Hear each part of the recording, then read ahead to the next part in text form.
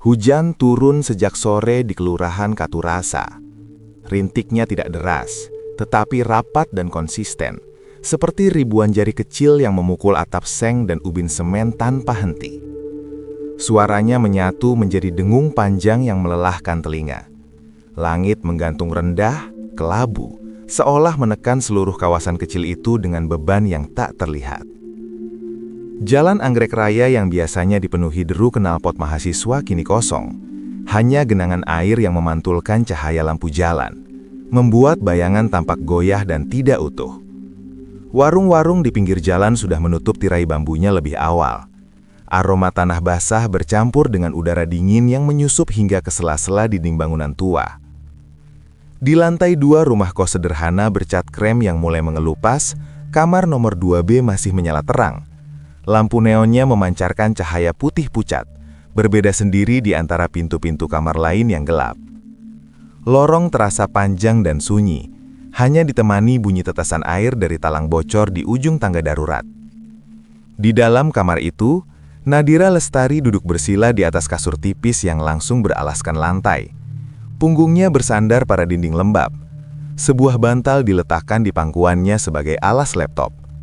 Layar di hadapannya menampilkan deretan paragraf revisi yang penuh coretan komentar dosen pembimbing. Nama file itu terasa seperti ejekan. Revisi skripsi final banget. Kursor di layar berkedip pelan, menunggu, seolah menantang kesabarannya. 3 hari lagi sidang. Nadira menghela napas panjang, matanya perih karena terlalu lama menatap layar. Ia memijat pangkal hidungnya, mencoba memaksa pikirannya bekerja.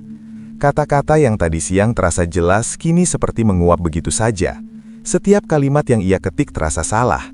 Setiap paragraf seolah kehilangan makna. Hujan di luar justru semakin deras. Suara air yang menghantam seng menciptakan gemah halus di dalam kamar. Entah karena dingin atau kelelahan, Nadira merapatkan jaketnya. Udara malam itu terasa lebih menusuk dibanding biasanya. Bau lembab dari tembok seakan makin kuat. Ia melirik jam di sudut layar laptop. Waktu berjalan, tapi skripsinya tidak. Di lorong luar kamar, tak terdengar langkah siapapun. Sebagian besar penghuni kos sudah pulang kampung karena kabar banjir yang mulai menyebar. Lantai 2 hampir kosong malam itu. Kamar 2B menjadi satu-satunya ruang yang masih bernafas. Dan di tengah suara hujan yang tak kunjung reda, Nadira merasa bukan hanya skripsinya yang sedang menggantung, melainkan juga ketenangan yang perlahan mulai terasa aneh. Getaran pendek dari ponsel di samping bantal memecah konsentrasi Nadira. Bunyi itu terdengar lebih nyaring dari biasanya di tengah suara hujan yang tak henti-henti. Ia mengalihkan pandangan dari layar laptop dan meraih ponselnya dengan gerakan lambat. Nama Rani Maheswari muncul di layar. "Dir, rumahku kebanjiran. Kayaknya nggak bisa balik malam ini. Nginap di sepupu dulu." Nadira membaca pesan itu 2 kali. Ia sudah tahu wilayah rumah Rani memang rawan banjir jika hujan turun lambat. Meski begitu, ada rasa kecewa kecil yang muncul tanpa bisa dicegah. Ia mengetik balasan singkat. "Iya, hati-hati ya. Kabari kalau sudah aman." Setelah pesan terkirim, ia membalikan ponsel dengan layar menghadap ke bawah, seolah ingin menutup percakapan sekaligus menutup rasa sepi yang mulai tumbuh. Harapannya untuk ditemani malam itu resmi hilang. Biasanya, Rani adalah sumber kebisingan yang menenangkan. Suaranya selalu lebih keras dari suara hujan. Tawarnyahnya sering memenuhi kamar 2B, diselingi keluhan tentang tugas, gosip kampus, atau lagu-lagu yang diputar tanpa peduli volume. Kadang, Nadira merasa terganggu, tetapi malam ini ia justru merindukan semua itu. Tanpa Rani, kamar terasa terlalu lapang. Suara tetesan air dari talang bocor di ujung lorong terdengar jelas hingga ke dalam. Bahkan bunyi gesekan ranting pohon yang tersapu angin pun seperti diperbesar oleh kesunyian. Hujan yang tadi hanya terdengar sebagai latar, kini menjadi pusat perhatian. Nadira melirik pintu kamar yang tertutup rapat. Di baliknya, lorong lantai 2 terbentang panjang dan kosong. Sebagian besar penghuni kos memang sudah pulang kampung sejak kabar banjir menyebar. Lampu lorong menyala pucat, tetapi tak ada satupun suara langkah. Ia baru menyadari betapa bergantungnya ia pada keberadaan orang lain untuk merasa aman. Dinding kamar yang biasanya terasa biasa saja, kini tampak lebih lembab. Catnya yang sedikit mengelupas memantulkan cahaya lampu neon dengan warna kusam. Udara terasa lebih dingin. Nadira merapatkan jaketnya lagi. Ia mencoba kembali fokus pada laptop, tetapi pikirannya tidak lagi berada pada skripsi. Ada rasa samar yang sulit dijelaskan. Bukan takut, belum. Hanya rasa tidak nyaman yang perlahan merambat dari tengkuk ke punggung. Seolah-olah kamar itu mendadak menjadi ruang yang terlalu sunyi. Dan dalam sunyi yang berlebihan, setiap bunyi kecil terdengar seperti pertanda. Sekitar pukul 9:30 malam, Nadira akhirnya menyerah pada dorongan untuk keluar kamar. Ia sudah menahan diri hampir 1 jam, enggan meninggalkan zona aman kasurnya. Namun dingin dan terlalu banyak minum kopi membuatnya tak punya pilihan. Ia berdiri perlahan, mengenakan sandal karetnya. Bunyi gesekan karet dengan lantai keramik terdengar tajam di telinganya sendiri. Ia membuka kunci pintu dengan hati-hati, berusaha tidak menimbulkan suara berlebihan. Begitu pintu terbuka, hawa dingin lorong langsung menyergap wajahnya. Lorong lantai 2 memanjang lurus, diterangi lampu neon pucat yang menggantung di langit-langit. Cahayanya tidak stabil, sesekali berkedip, lalu menyala lagi dengan dengung tipis. Dinding yang lembab memantulkan bayangan samar, membuat lorong terlihat lebih panjang dari biasanya. Nadira melangkah keluar dan menutup pintu tanpa menguncinya. Ia hanya akan sebentar. Langkahnya pelan, tapi gema sandal di lantai kosong terdengar memantul berkali-kali.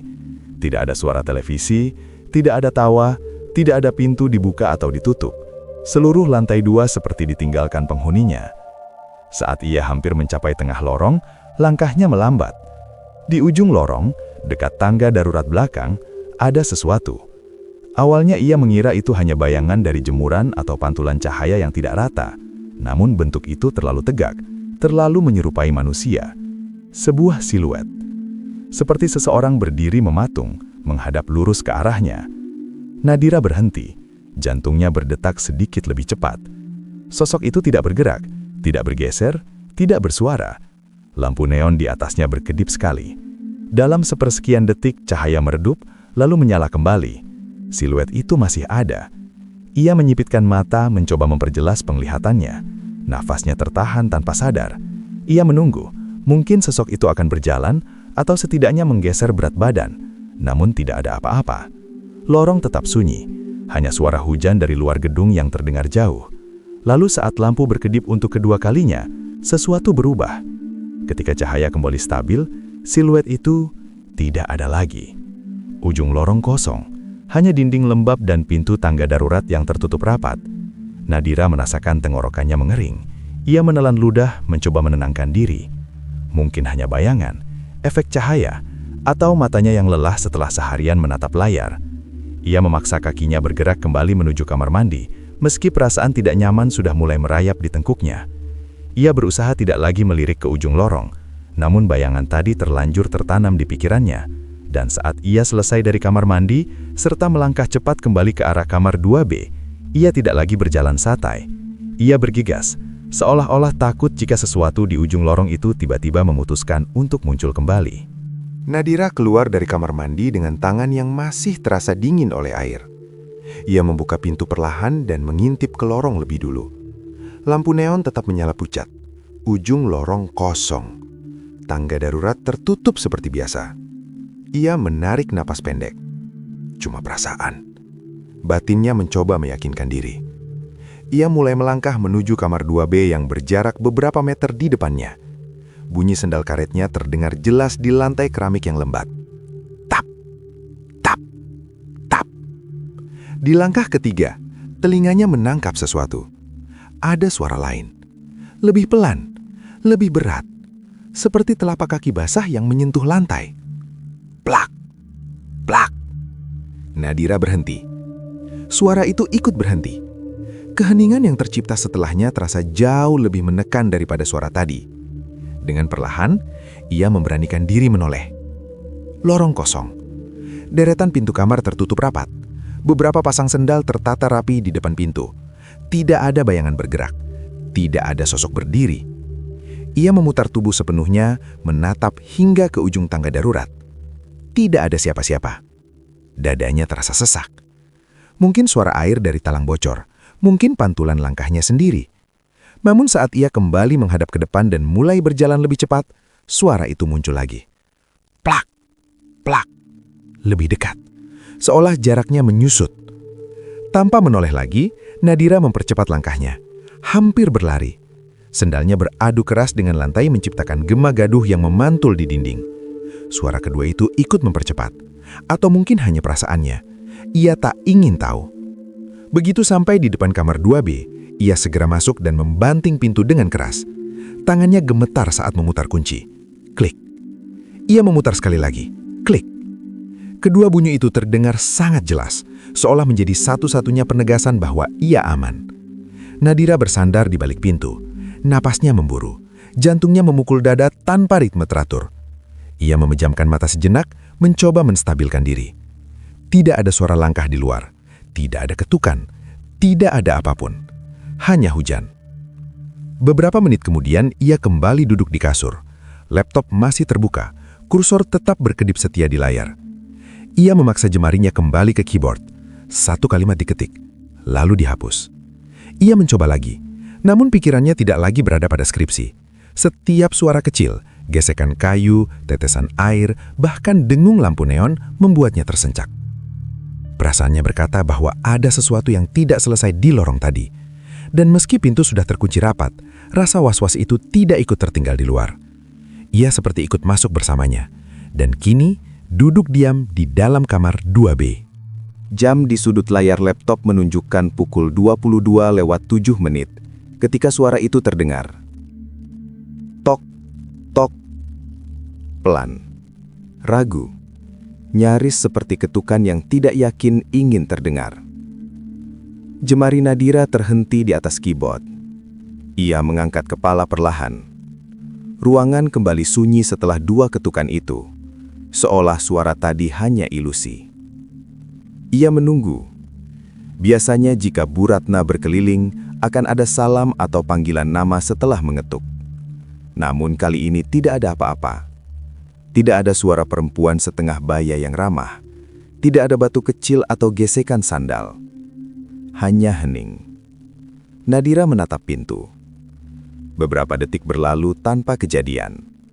Lalu gagang pintu itu bergerak. Pelan. Turun sedikit. Berhenti. Naik kembali. Logamnya berdecit halus. Suara kecil yang terdengar jelas di tengah kesunyian kamar. Nadira merasakan darahnya seperti turun ke ujung kaki. Ia yakin sudah mengunci pintu. 2 kali.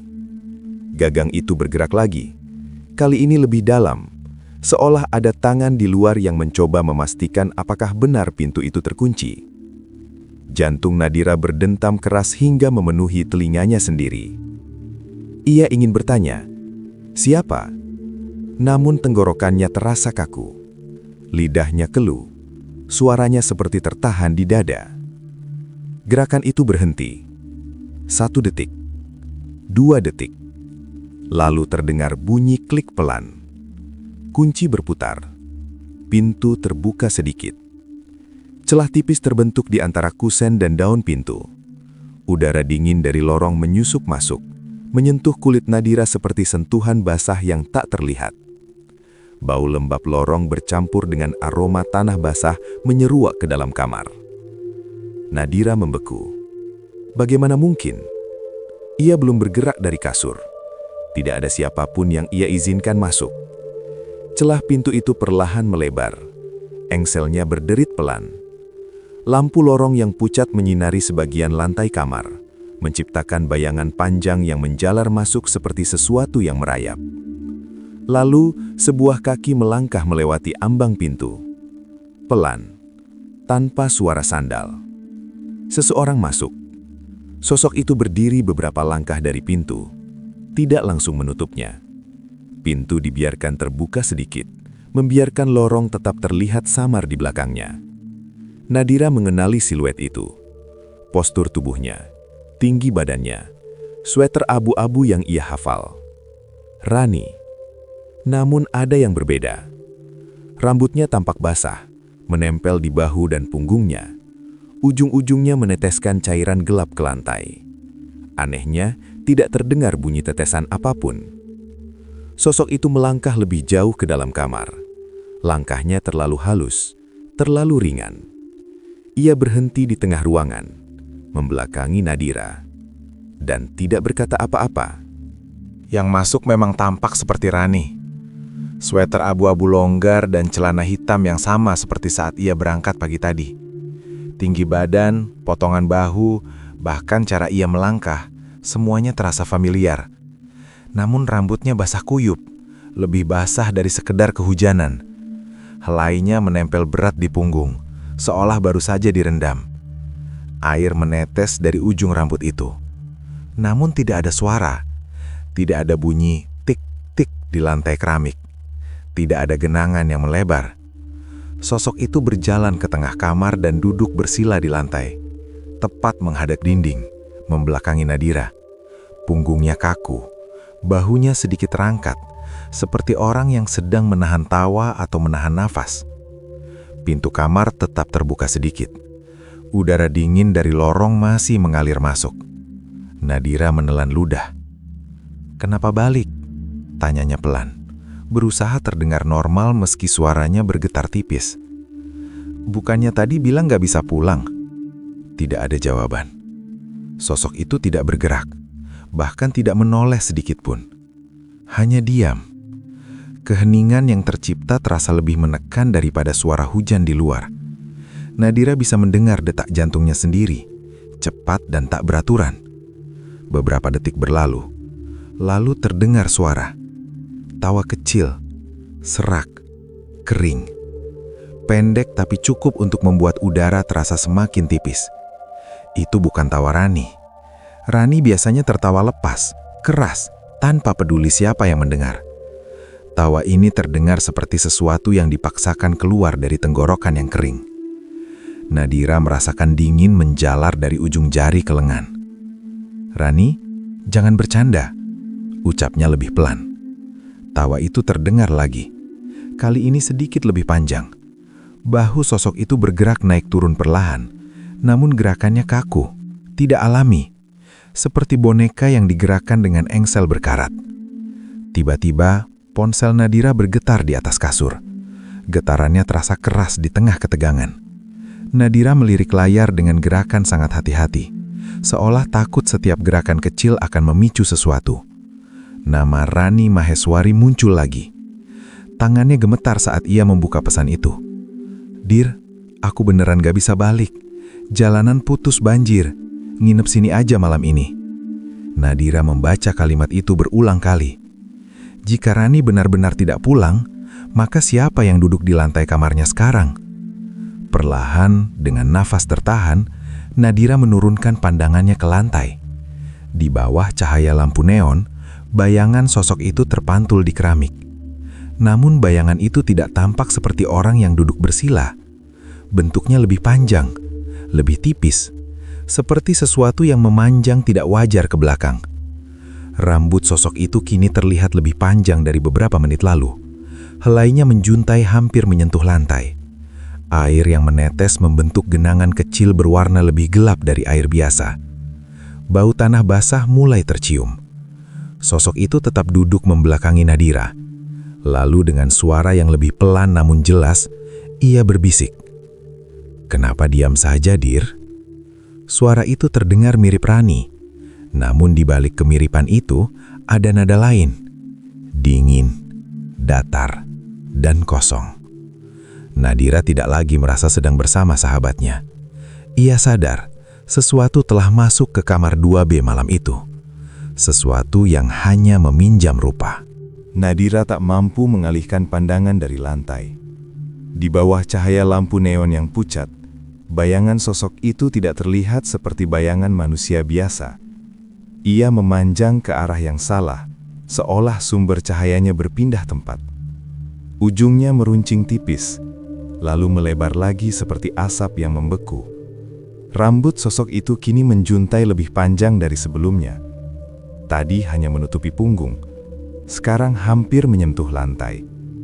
Helainya menggantung berat dan basah, membentuk tirai hitam yang menutupi seluruh sisi wajah.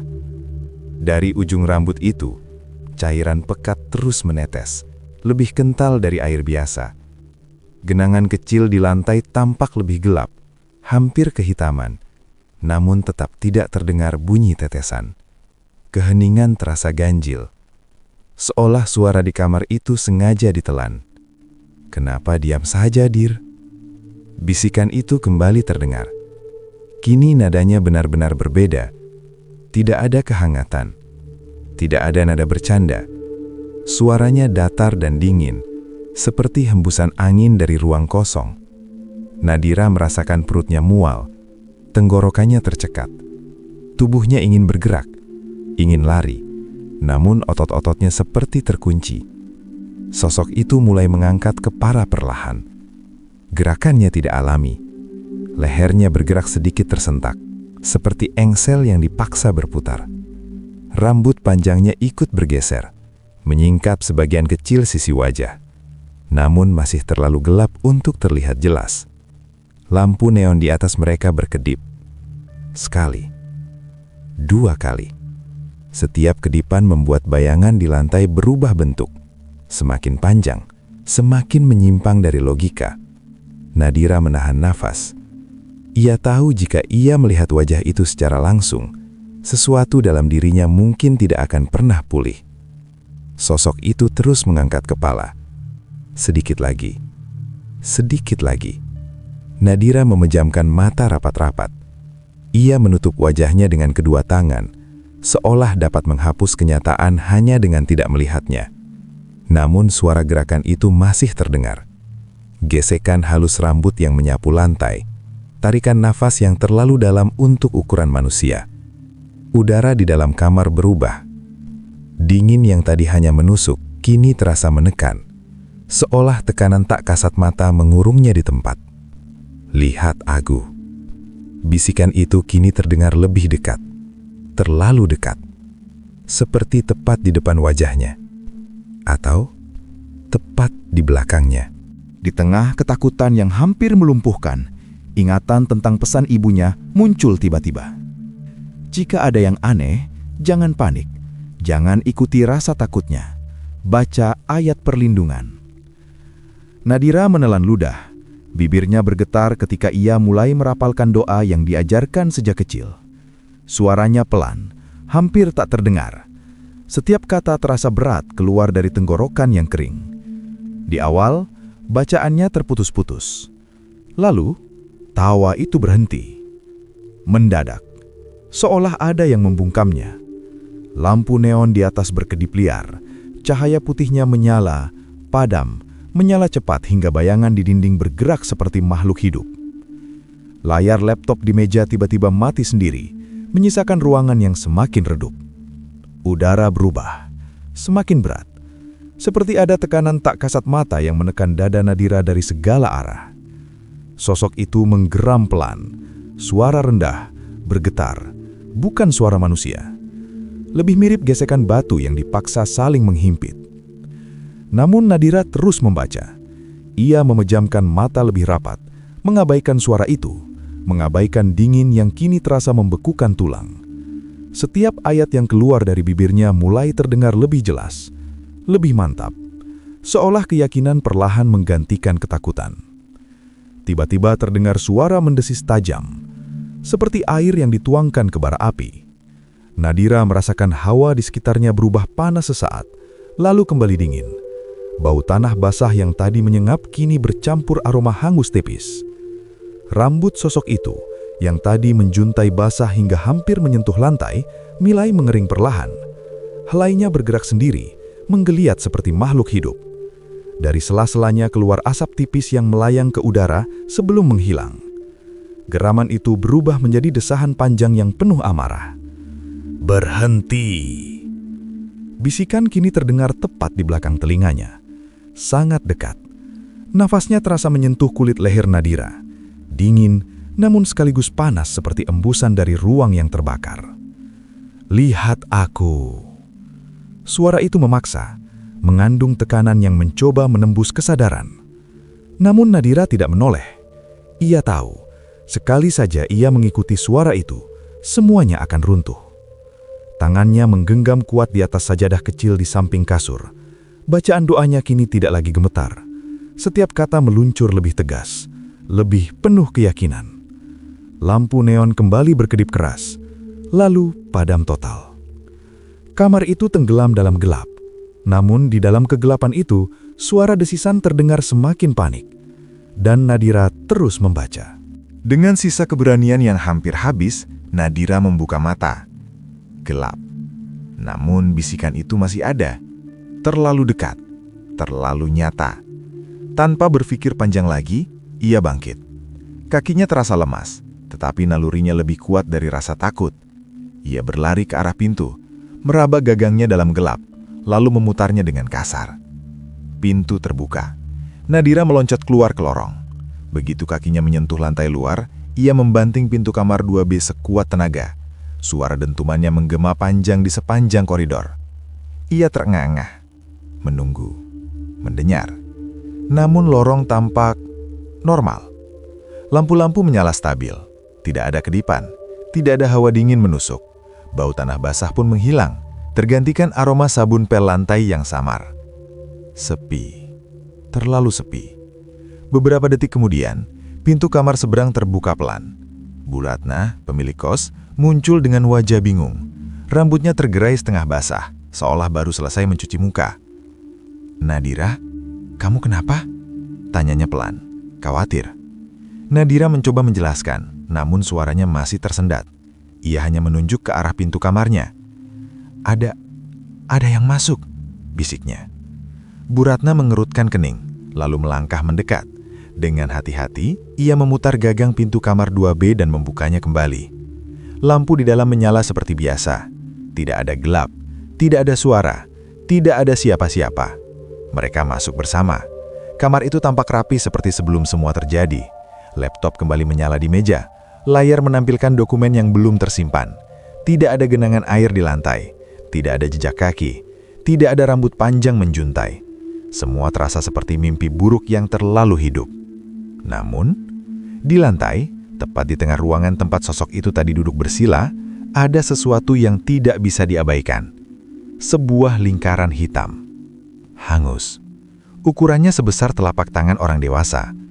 Keramik di bagian itu retak halus, warnanya menghitam pekat seperti baru saja terbakar api yang sangat panas. Bu Ratna terdiam. Ia berjongkok perlahan, menyentuh tepi lingkaran itu dengan ujung jarinya. Cepat-cepat ia menarik tangannya kembali. "Masih hangat," gumamnya pelan. Nadira merasakan darahnya kembali surut dari wajah. Tidak ada air, tidak ada jejak kaki, tidak ada tanda seseorang pernah berdiri di sana. Hanya bekas terbakar, seperti sesuatu pernah duduk di situ dan dipaksa pergi. Keesokan harinya, Rani benar-benar kembali dari rumah sepupunya. Ia datang siang hari, membawa tas jinjing dan cerita tentang banjir yang memutus jalan. Rambutnya tetap pendek seperti biasa, kering, rapi. Tidak ada tanda-tanda pernah basah kuyup, apalagi pulang diam-diam malam sebelumnya. "Aku kan bilang gak bisa balik," ucapnya ringan. Nadira hanya mengangguk. Ia tidak menceritakan semuanya. Tidak tentang bayangan yang memanjang, tidak tentang bisikan di belakang telinga, tidak tentang suara mendesis yang hampir membuatnya menoleh. Namun bekas itu tetap ada. Lingkaran hitam hangus di tengah lantai kamar 2B tak bisa hilang meski digosok berkali-kali dengan sabun, cairan pembersih, bahkan amplas halus. Warnanya sedikit memudar, tetapi tetap terlihat seperti noda arang yang meresap ke dalam keramik. Akhirnya Nadira menutupnya dengan karpet kecil. Karpet bermotif bunga biru. Seolah dengan menutupnya, ia bisa menutup kejadian malam itu juga. Sejak saat itu, Nadira tidak pernah lagi berani begadang sendirian saat hujan turun di Katurasa. Setiap kali langit mulai gelap dan angin membawa aroma tanah basah, ia memastikan pintu terkunci rapat. Bahkan, ia memeriksa gagangnya 2 kali, kadang 3 kali. Namun beberapa minggu kemudian, tepat sekitar pukul 10 lewat sedikit, waktu yang sama seperti malam itu, ia kembali mendengarnya. Dari arah tangga darurat belakang kos. tertawa kecil. Serak. Samar. Tertiup angin.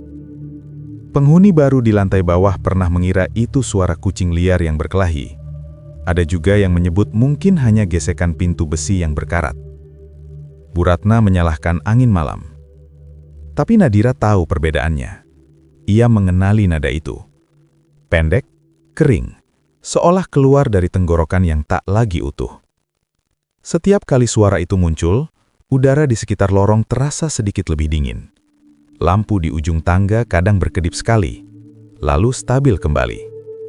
Tidak pernah lama, tidak pernah terlalu jelas. Seolah sesuatu hanya ingin mengingatkan bahwa ia masih ada. Nadira kini selalu memastikan pintunya tertutup rapat sebelum tidur, karena ia mengerti satu hal. Malam itu, sesuatu masuk bukan karena diundang, melainkan karena ada celah kecil yang dibiarkan terbuka. Dan sesuatu itu belum pergi jauh. Ia hanya menunggu pintu yang lengah, menunggu ketukan berikutnya.